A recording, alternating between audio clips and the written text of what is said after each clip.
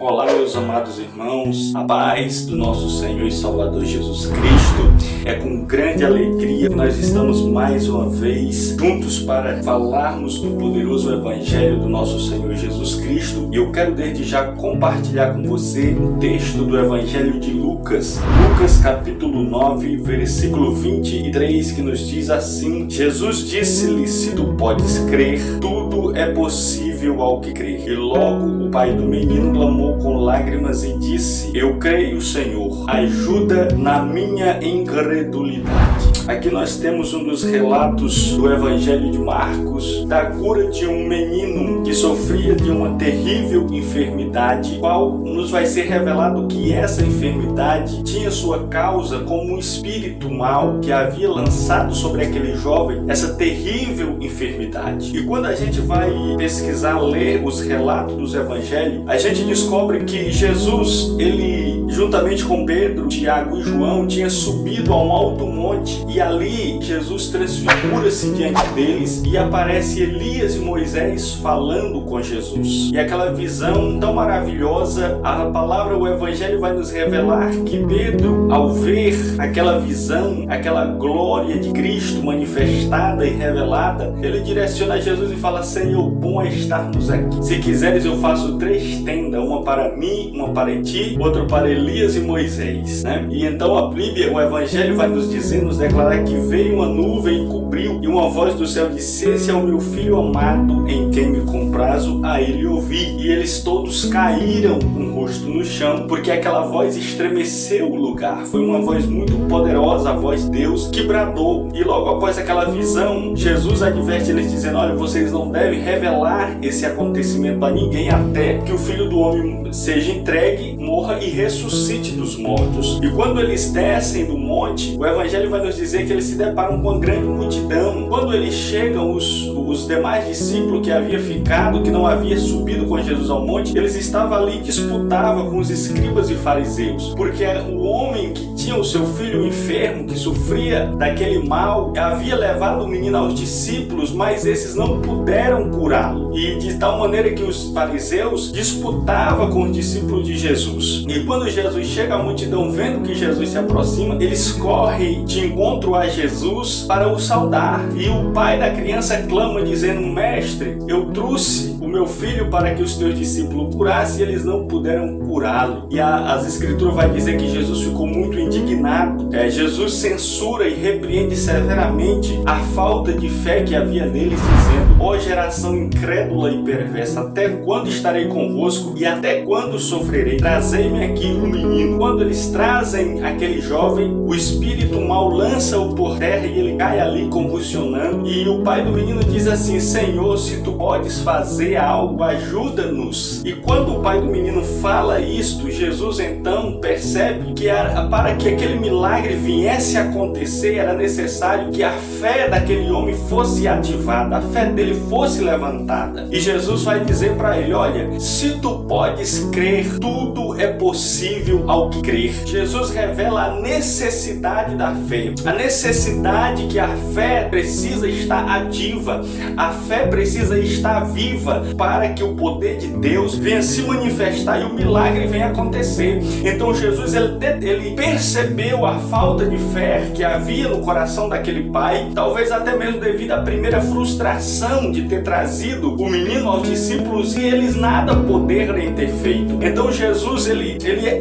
fala, ele traz uma palavra para que aquele pai entendesse que era necessário a fé, era preciso a fé, que com a fé tudo era possível. Jesus podia fazer sim um milagre, mas Jesus percebeu que havia no coração dele uma necessidade da fé. E Jesus então fala: se tu podes crer, tudo é possível ao que crê, meu amigo. Quer dizer, não importa qual seja a condição, não importa qual seja a situação, se você crê, tudo é possível ao que crer. Então aqui nós vemos que o próprio Jesus ele traz um diagnóstico para que aquele milagre pudesse acontecer. Era necessário que a fé daquele homem fosse levantada e erguida. Assim, muitas das vezes também não é diferente conosco. Muitas das vezes queremos o milagre, queremos a vitória das mãos de Deus, mas muitas das vezes a nossa fé está muito aquém daquilo que pedimos, e é necessário que a fé ela seja levantada, a nossa fé ela seja avivada, para que assim então Deus possa operar o milagre, Deus possa operar aquela bênção necessária e desejada por nós. Então aqui Jesus ele deixa claro, é necessário manifestarmos a fé para que assim o poder de Deus venha realizar o milagre, para que assim o poder de Deus venha entrar em ação. E uma vez que aquele pai ouve aquelas palavras de Jesus, imediatamente ele responde, ele vê que de fato ele precisa crer, e ele fala então no verso 24: e o pai do menino clamou com lágrimas e disse: eu creio, Senhor, ajuda na minha incredulidade. Quer dizer, imediatamente ele compreendeu que havia uma necessidade da fé, e então ele clama a Jesus: eu creio, Senhor, ajude na minha incredulidade, quer dizer, fortaleça a minha fé, me ajude a erguer a minha fé para que eu venha alcançar esse milagre para a vida do meu filho. Então muitas das vezes, querido, o que nos impede de receber o milagre é a nossa pequena fé, mas que se nós reconhecermos a necessidade dessa, e se nós também podemos clamar ao Senhor para que Ele venha erguer, fortalecer a nossa fé, e assim a gente venha alcançar, triunfar, receber o milagre, não importa a situação que nós estejamos passando ou vivendo, se nós ativarmos a nossa fé, então Deus irá agir, Deus irá fazer o milagre que nós necessitamos. Jesus, ele sempre falou nos seus sermões, ele sempre falou às pessoas que o procuravam sobre a necessidade da fé, ou não é? Sobre a importância da fé. E os evangelhos vai dizer que teve lugares que Jesus não pôde operar aquelas maravilhas, não porque ele tivesse impotente, o seu poder tivesse diminuído, não, porque ali as pessoas não criam